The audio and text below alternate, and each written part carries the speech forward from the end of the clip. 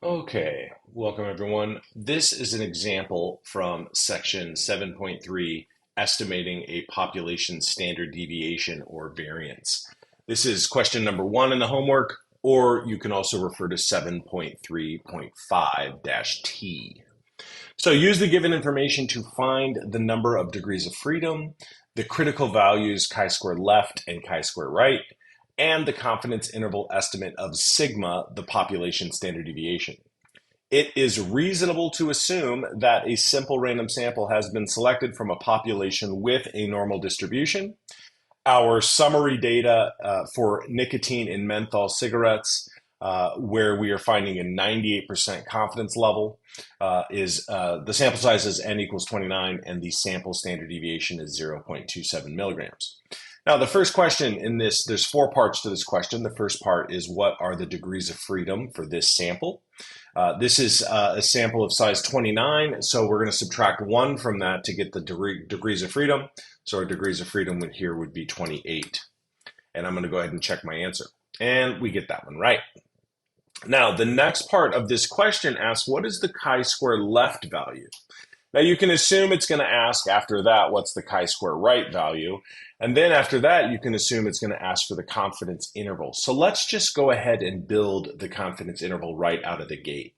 So I'm going to go, and there's a reason I want to do that. So I'm going to go stat, variance stats, one sample with summary. We don't have a data set, we just have summary information.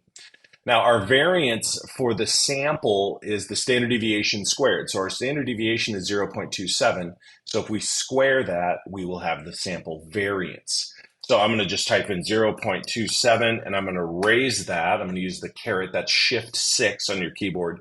So 0.27 raised to the second power. And our sample size is 29. That is what StatCrunch, or that's what MyLab is asking us to use for the standard deviation of the sample. Now, I'm not doing a hypothesis test. I am doing a confidence interval, and we're doing this to the 98th.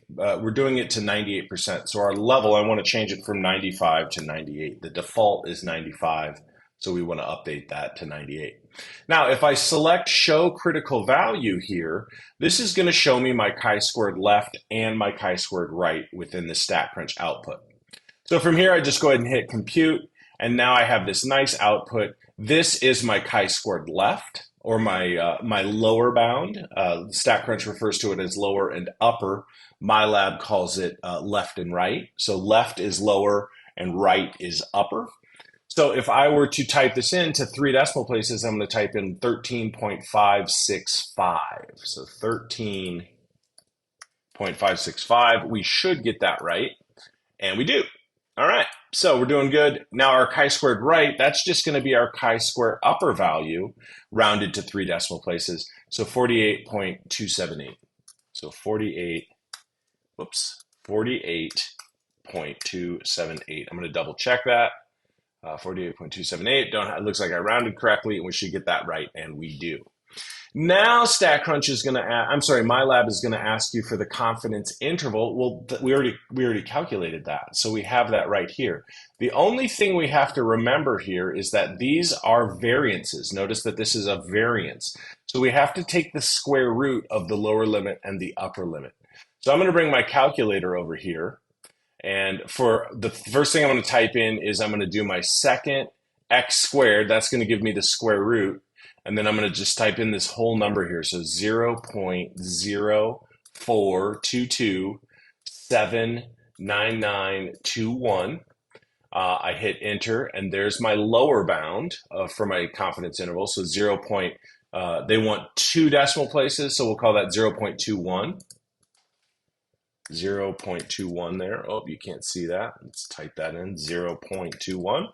And my upper is going to be the square root of my upper value. So again, I'm going to do second and x squared.